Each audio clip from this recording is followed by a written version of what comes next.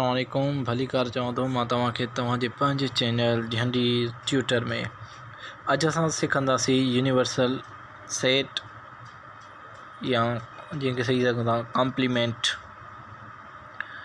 Universal set हमेशह जेको हूंदो आहे उहो जेके बि असांजा मिलियल सेट्स हूंदा आहिनि, जेके बि असांजा मिलियल सेट हूंदा ए हुजे बी हुजे सी हुजे डी हुजे, उन जा जेके मेंबर हूंदा आहिनि उन्हनि मेंबरनि खां ही वधीक हूंदो आहे, उन्हनि मेंबरनि खां ही वधीक हूंदो आहे ऐं यूनिवर्सल सेट मां ही कॉम्प्लीमेंट थींदी आहे, यूनिवर्सल सेट मां ही कॉम्प्लीमेंट थींदी आहे। अचो त अचूं था पंहिंजे टॉपिक की तरफ़। नंबर 1 लिखियल आहे असांजो A complement oblique U minus A if U is equal to 1 2 3 up to 12 and a is equal to 4 6 8 10 and b complement b is equal 1 3 5 7 9 11, then find a complement and b complement। सब का पहिरियां असां A complement find कंदासीं त लिखंदासीं A complement is equal U minus A complement लिखो या U minus ए लिखो को फ़र्क़ु कोन्हे। इज़ इक्वल पहिरियां असां लिखंदासीं यूनिवर्सल सेट। हमेशह पहिरियां ॾिसो आहे बि यू त पहिरियों यूनिवर्सल सेट आहे त पहिरियां असां यूनिवर्सल सेट जा मेंबर लिखंदासीं जेके आहिनि 1 खां वठी 12 ताईं।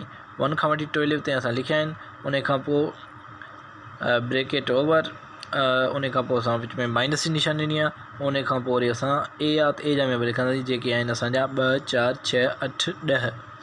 हाणे असां कट कंदासीं, कॉम्प्लीमेंट जो मक़सदु आहे कट। त हाणे असां जेको आहे सो यू जे मेंबरनि मां ए जा मेंबर कट कंदासीं। ए जा मेंबर कहिड़ा आहिनि 2 त 2 2 में कटिजी वेंदा, 4 4 में कटिजी वेंदा, 6 6 में कटिजी वेंदा, 8 8 में कटिजी वेंदा ऐं 10 10 में कटिजी वेंदा। बाक़ी असां ॾिसंदासीं त यूनिवर्सल सेट में बचो छा, त बचो असांजो छा 1 3 5 7 9 11 and 12। त इहो असांजो आंसर आहे। असां हेठि लिखंदासीं 1 3 5 7 9 11 12 एंड दैट्स आंसर।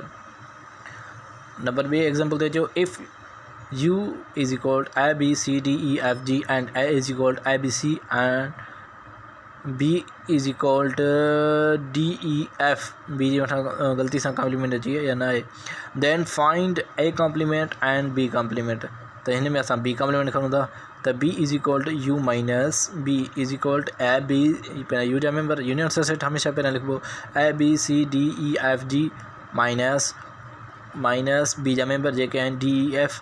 त असां डी ई एफ असां A B C D E F मतिलबु यूनिवर्सल सेट मां कट कंदासीं त असांजो भाई बचंदो छा ए बी सी ऐं जी जेको असांजो आंसर आहे। हलूं था अॻिते नंबर 2 टॉपिक जी तरफ़ जेको असांजो आहे A union B union C, मतिलबु कि यूनियन ऑफ 3 सेट, मतिलबु 3 सेटनि जी यूनियन। पहिरियां तव्हां पढ़ी आया हूंदव brackets, curly brackets, middle brackets, slot brackets. त इन में तव्हांखे सभ खां पहिरियों कहिड़ी ब्रैकेट छॾींदा आहियूं, पहिरियों असां जेको आहे कर्ली ब्रैकेट जंहिंखे असां स्मॉल ब्रैकेट बि चवंदा आहियूं उहा छॾाईंदा आहियूं। त हिते बि सेम रूल आहे। त असांजे पहिरियां ब्रैकेट एग्जांपल अचो त if A is equal to 0 1 2 3 up to 9 and b is equal to 4 6 8 10 and c is equal to आहे 1 3 5 7 9, then find a union b union c and a union b union c। सब खां पहिरियां असां पहिरियों हिसाब खणंदासीं जेको असांजो आहे A bracket start A union B bracket over union C. हाणे सभ खां पहिरियां असां उहे छॾाईंदासीं जेके असांजा ब्रैकेट में हूंदा, पर उन्हनि खे असां कर्ली ब्रैकेट ॾेई करे पोइ छॾींदासीं। त असां लिखंदासीं A union B union C curly bracket start and उन में स्मॉल ब्रैकेट लिखंदासीं। हाणे असां पहिरियां छा आहे, पहिरियां असां ए यूनियन बी छॾींदासीं छो त असांजी ब्रैकेट में ए यूनियन बी आहिनि। त पहिरियां असां ए जा मेंबर लिखंदासीं जेके 0 खां वठी 9 ताईं, उन खां पोइ यू, उन खां पोइ असां जेको आहे सो बी जा मेंबर लिखंदासीं जेके 2 4 6 8 10 आहिनि, उन खां पोइ bracket over curly bracket over, असांजी ब्रैकेट अञा ख़तमु न थी आहे जेसिताईं आंसर न ईंदो। उन खां पोइ आहे यूनियन सी आहे, असां यूनियन लिखंदासीं, पोइ सी आहे त सी जा मेंबर लिखंदासीं जेके आहिनि 1 3 5 7 9। अचो हेठि त असां लिखंदासीं A union B union C. हाणे असां हिननि जी यूनियन छॾींदासीं, आंसर ॾिसंदासीं असां छा थो अचे। त असां ए यूनियन बी, त सभ खां पहिरियों असां ए जा मेंबर लिखंदासीं जेके आहिनि 0 खां वठी 9 ताईं। त यूनियन जो फार्मूलो इहो आहे त पॉइंट सेट मां माना बी सेट जेको असांजो उन मां ॾिसंदासीं जेको नवां मेंबर जेके आहिनि असां उहे लिखंदासीं।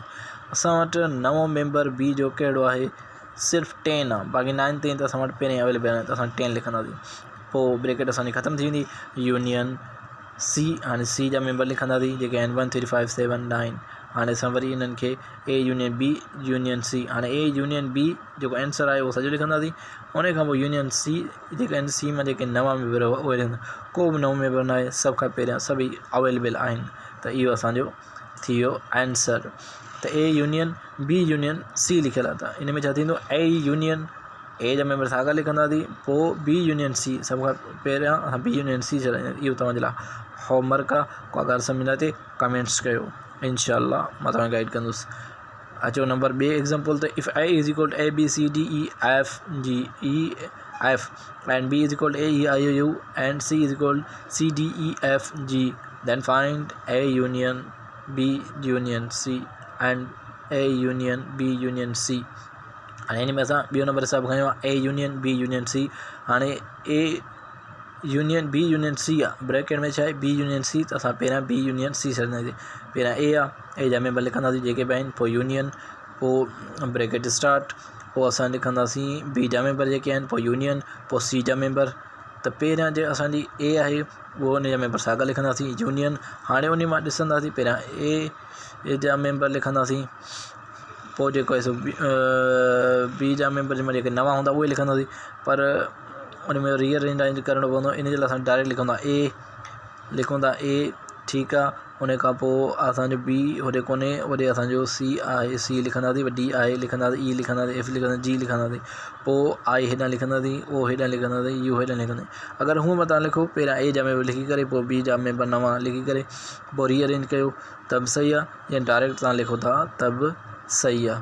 फार्मूलो सेम आहे, त पहिरियां सेट जा मेंबर लिखो ऐं पोइ मां नवां सेट लिखिबा, मतिलबु पहिरियों सेट लाज़मी लिखिबो। हाणे A union A union B union C. हाणे बी यूनियन सी असांजो आंसर आहे, ऐं ए उहो असांजो जेको ए जा असांजा मेंबर आहिनि, A B C D E F. हाणे असां सभ खां पहिरियां ए जा मेंबर लिखंदासीं, उहो साॻा A B C D E F G. हाणे हुन में पोइ मां ॾिसंदासीं नवां कढाईंदा, ए पहिरियां ई आहे, सी पहिरियां आहे, डी पहिरियां आहे, ई पहिरियां आहे, जी बि पहिरियां आहे, एफ बि पहिरियां आहे। त आई ओ यू असां नवां आहिनि उहे असां लिखंदासीं, आई ओ यू। त इहो असांजो छा थी वियो आंसर। अचूं था नंबर 3 ते, जेको आहे A intersection B intersection C. If A is equal to 0 1 2 3 up to 9 and b is equal to 4 6 8 10, c is equal to 1 3 5 7 9, then find a intersection b intersection c and a intersection b intersection c। सब खां पहिरियां असां find कंदासीं A intersection B intersection C. Intersection तव्हां पहिरियां सिखी आहियो, same तरीक़ो आहे। हाणे पहिरियां ब्रैकेट बि छॾाईंदासीं, पहिरियां ब्रैकेट में छा आहिनि ए इंटरसेक्शन बी, त पहिरियां असां ए आहे त ए जा मेंबर लिखंदासीं, पोइ इंटरसेक्शन, पोइ बी जा मेंबर लिखंदासीं जेके आहिनि 2 4 6 8 10, पोइ उन खां पोइ ब्रैकेट ओवर, पोइ सी जा मेंबर लिखंदासीं 1 3 5 7 9। हाणे असां लिखंदासीं A intersection B intersection C is equal to, हाणे असांजी ब्रैकेट ख़तमु थी वेंदी, छो त असांजो आंसर निकिरी वेंदो। इंटरसेक्शन में छा जेके सेम मेंबर हूंदा आहिनि उहे लिखंदासीं, त हुते असांजा सेम कहिड़ा आहिनि 2 सेम आहे, 4 6 8 10 8 10 हुन में कोन्हे, त असांजा 2 4 6 8 सेम आहिनि, त असां इंटरसेक्शन में असां सेम लिखंदासीं, त उहे सेम मेंबर लिखंदासीं इंटरसेक्शन। उन खां पोइ छा आहे इंटरसेक्शन सी आहे, माना सी जा मेंबर 1 3 5 7 9 उहे सेम लिखंदासीं। हाणे असां इन ॿिन्ही जी इंटरसेक्शन कंदासीं, जेको असांजो आंसर आयो आहे 2 4 6 8 ऐं इंटरसेक्शन सी ऐं जेको ए इंटरसेक्शन बी आहे उनजो आंसर। इन में को बि अहिड़ो सेट न आहे जेके हिकु जहिड़ा हुजनि, मतिलबु न आहे त असां इनखे ख़ाली सेट सघंदा आहियूं, त असांजो आंसर आहे एम्प्टी सेट। एग्ज़ाम्पल नंबर 2 ते अचो, if A is equal to A B C D E F and B is equal to A E I O U, C is equal to C D E F G, then find A intersection B intersection C and A intersection B intersection C। सब खां पहिरियां असां जेको आहे सो same rule आहे, A intersection B intersection C. त असां ॿियो खयूं आहे बी। त सभ खां पहिरियां असां ए जा में पिया लिखंदासीं इंटरसेक्शन, पोइ ब्रैकेट स्टार्ट, बी जा में पिया लिखंदासीं इंटरसेक्शन, वरी सी जा में पिया लिखंदासीं ब्रैकेट ओवर। हाणे इंटरसेक्शन ए खे असां कुझु न कंदासीं, जेके ब्रैकेट में आहिनि पहिरियां उन्हनि जे इंटरसेक्शन ए जा में पर सेम लिखंदासीं A B C D E F intersection. हाणे ए बी इंटरसेक्शन सी आहे, उन में अने उनखे असां सॉल्व कंदासीं। त हाणे ॾिसूं जेके सेम मेंबर्स हुजनि उहे असां लिखंदासीं ए जेको आहे सो न आहे उन ॿिए में कोन लिखंदासीं, ई न आहे ॿिए में कोन लिखंदासीं, आई न आहे ई ॿिन्ही में आहे, सॉरी ई ॿिन्ही में आहे त ई असां लिखंदासीं, आई ॿिन्ही में न आहे कोन लिखंदासीं, ओ बि न आहे यू बि न आहे ॿिन्ही में न आहे त असां कोन लिखंदासीं। असांजो जेको आंसर थी वियो ई थी वियो। वरी सेम रूल आहे A intersection B intersection C छॾींदासीं। त पहिरियां ए जा में बि लिखिया पिया आहिनि intersection A B intersection C जो आंसर आयो आहे ई। हाणे असां हिनखे सेम रूल आहे त जेके सेम मेंबर्स हूंदा आहिनि उहे असां लिखंदासीं। त हेठां लिखंदासीं A intersection B intersection C is equal to, हाणे ॾिसंदासीं ॿिन्ही में ए हुन में आहे ई हिकिड़ो ई आहे, त तव्हांखे सर्च करण खे घणी टेंशन वठण जी ज़रूरत ई न आहे। असां हिन में ॾिसंदासीं ई आहे जी ई आहे, त असांजो जेको आंसर आहे उहो ई आहे। त ए इंटरसेक्शन बी इंटरसेक्शन आहे असांजो ई। उमेद आहे त तव्हांखे ॻाल्हि सम्झ में आई हूंदी। जेके मेंबर्स नवां आया आहियो काइंडली सब्सक्राइब द चैनल झंडी ट्यूटर। ओके, अल्लाह हाफ़िज़।